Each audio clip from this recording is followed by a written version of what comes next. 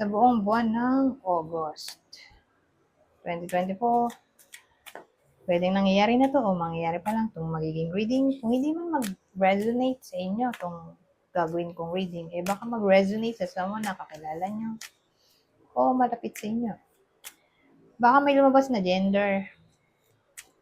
Ngayon, kung hindi maging fit sa sitwasyon nyo yung gender, wag nyo napansinin. Okay? O pwede rin naman gawin nyo na lang energy. Okay?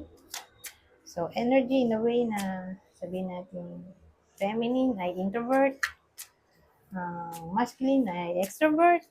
So, ganyan. So, again, collective reading to. Hindi ko yata nasabi. Ayan, ayan. Ba't nagbabaliktara naman itong mga to?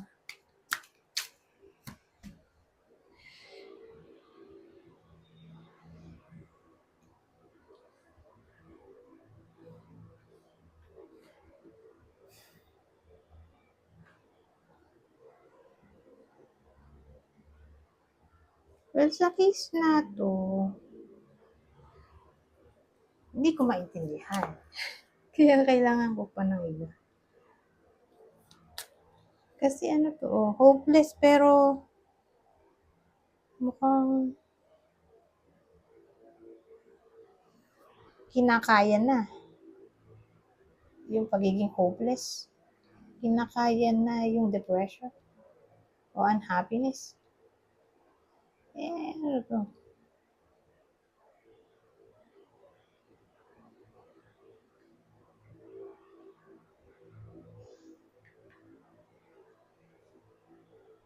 Parang may mali. Bad timing daw. Kaya kailangan talaga natin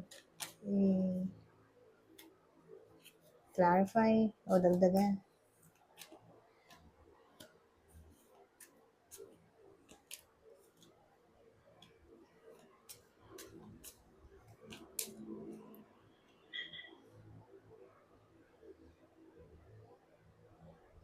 Bad timing.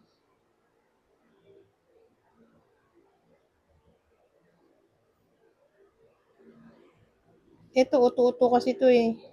Pag nakita ko ito yung card ng uto-uto. Wala kasi siyang self-discipline. So, madali siyang ma-persuade.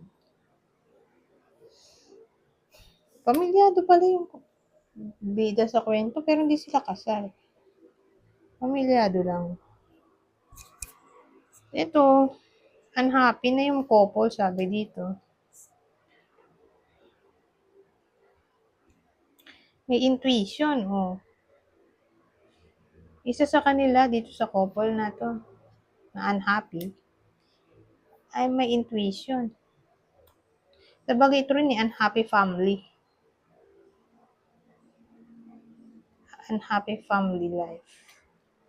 So, may intuition na yung partner ay nagiging daredevil. So, pag sinabi mong daredevil, mapangahas, mapusok siguro, tuso. Pero dito kasi hopeless eh. Oh. Kinakaya na. Ano kaya yun?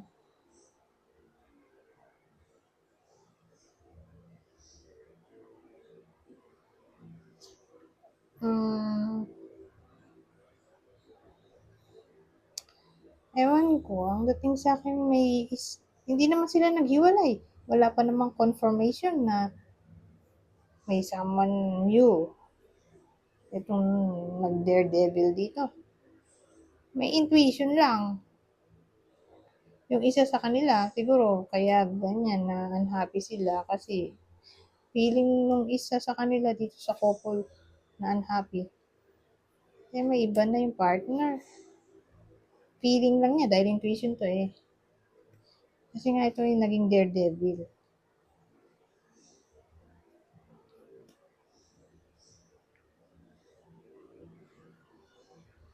Pwede rin kasi hindi sila nagkikibuan nowadays o cold sila sa isa't isa. Kaya ayan.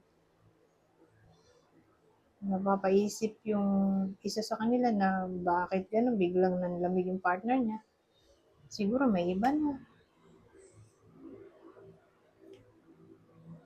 Which is, mukhang oo, may pinaflirt siya. Pero flirt lang yun. Wala pa namang direct um, sagot na may iba na eh. May pinaflirt siya, oo, pero hindi pa sila. Okay, hindi pa nagiging sila nung pinaflirt nitong isa sa unhappy couple. Okay?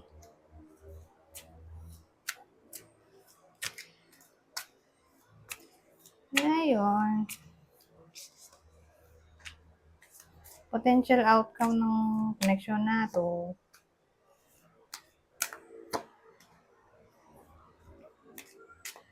Oo. Eh, ba't may ganito pa? Kung ganito lang, may isa pa. Yan ang maganda. Diba? Sabi ko, bakit? Ang ganda nito, ba't ang pangit nitong dalawa? Eh, ito. Gumanda to. Kasi ang dating sa akin, may wish na magkakatotoo.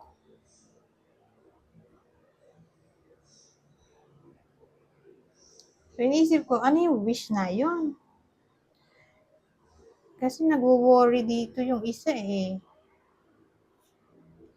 Na baka niloloko na nga siya, pinagpalit na siya sa iba. Ayan, may third party na tayo dito. So, nagwo-worry yung isa sa kanila na baka nga may iba na yung partner niya, which is ito nga, may pinaflirt. Sabi ko nga kanina, hindi pa nagiging sila. Pero yung wish nung isa sa kanila, na matanggal na yung worry niya na tungkol sa third party. Mukhang magkakatotoo yun. So, eto, sabihin natin may pinaflirt nga, di ba? Yung isa sa kanila sa unhappy couple na sinasabi ko. May iba ang ihip ng kapalaran. So, sabihin natin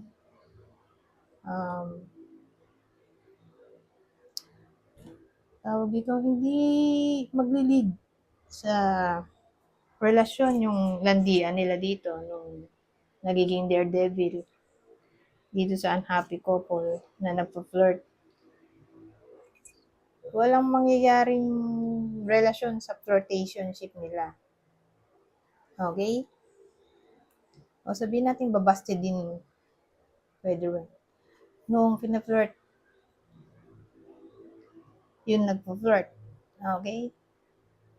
Kasi may pina-flirt to eh. So again, pwedeng babaste din siya. O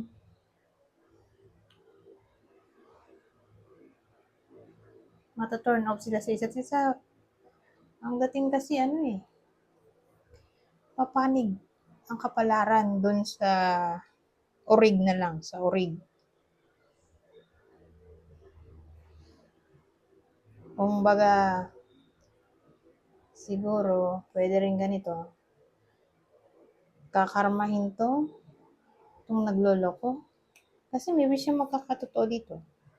Depende sa anong wish niya. Sabihin natin, mawala na tong third party o karmahin tong naglolokong partner na tingin niya eh napalit na siya sa iba. Feeling lang kasi intuition. May intuition siya eh. So again, pwede alin man sa dalawang yun. Dahil panig sa kanya ang kapalaran, kahit dito, magiging masaya siya sa bandang huli. Yan ang potential outcome natin. Ngayon, kuha ko dito ng tatlong cards. Pero babasahin ko na lang. Para mabilis. Madali naman intindihin to dahil basic English lang. Saka maikli yung explanation. So, sabi dito, you are worthy. Relaxation promotes healing. Ito mahaba. So sabi, listen to your intuitive signals. Ito, intuition, remember. They are real. Oh, yung intuition mo, totoo daw. And will guide you in the right direction. Oh, ito na yung sinasabi ko kanina pa, oh, na may kutob nga. Yung isa dito sa unhappy couple na may iba na yung partner. Which is, hindi naman nakita natin. May pina-flirt siyang iba pero hindi nga maglilid sa relasyon yung connection nila. Thank goodness. Pero sabi dito, intuition. Di ba? Umuwi ulit dito. Kasi dito, intuition niya lang. Di siya sure kung totoo. Pero ito, napatunayan na dito, parang confirmation na totoo talaga yung intuition niya. Sa bagay, hindi nga talaga yung pinatunguhan ng kwento natin. Sabi, listen to your intuitive signals, they are real. So, tama daw intuition niya. At gagabayan daw siya ng intuition niya sa right direction. Anyways, kuha tayo dito ng ibang detalye. So, kukuha ko dito ng 3 cards para malaman natin kung para sa inyo ba itong reading o hindi.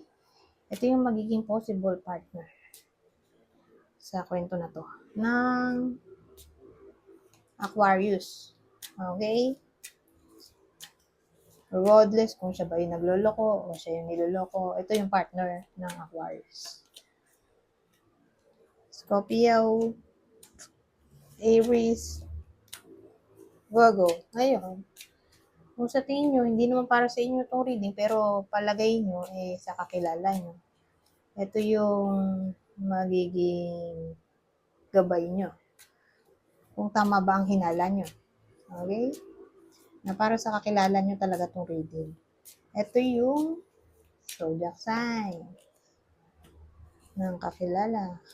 Taurus, Gemini, Virgo. Umulit yung Virgo.